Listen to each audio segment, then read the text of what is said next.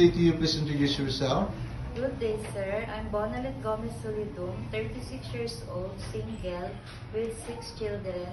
Age is 19, 17, 15, 10, 6, and 4 years old. I live in Villarta, District 1, Kawayan City, Isabela. I have a 3 sister.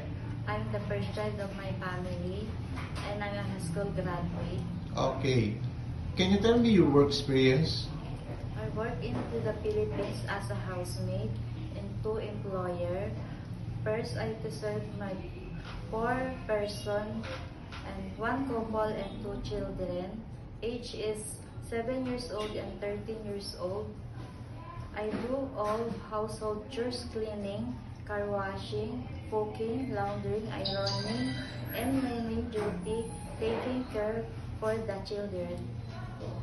And my second employer, I to serve 3-member family, 1 couple and 1 child. Age is 3 years old. I do all household chores, cleaning, car washing, marketing, ironing, laundering, and my main duty is taking care for the children. Okay. In your previous employer, how would you take care of the children, especially when sick? I'm always securing for the safety to the children. I will check temperature. I will check the temperature when baby is sick. When the baby is sick, I will call my employer. Okay. How would you describe yourself? I'm hardworking, honest, and responsible. Do you have any tattoo? Yes, sir. I have tattoo small in my arm. Okay. Do you have surgery or serious sickness before? Yes, sir. I have cesarean section in 6 years. Okay. Do you have an allergy to certain food? No, sir. Do you smoke and drink alcohol? No, sir. Why do you want to work abroad? I wanted to work abroad for my family, especially for my children, and also financially stable for my future. Okay. If you get hired, who will take care of your children? My parents and sister. If you're homesick, what would you do?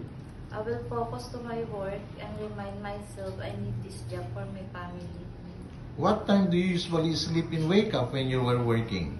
I usually sleep around 10 p.m. after his work is done and wake up in 5 morning.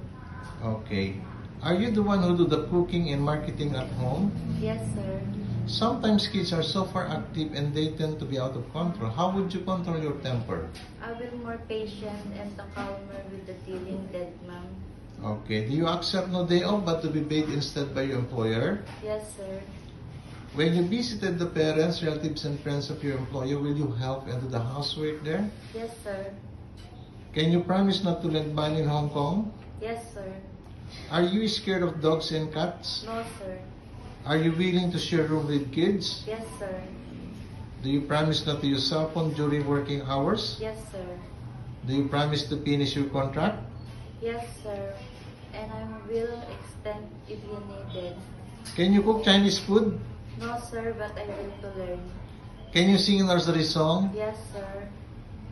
Johnny, Johnny, yes, Papa. Eating sugar, no, Papa. Telling me, no, Papa. Open your mouth, ha, ha, ha. Okay, what is your message to your future employer? Good day, sir, ma'am. Hope you select me as a helper. I'm a hardworking, honest, and responsible person. And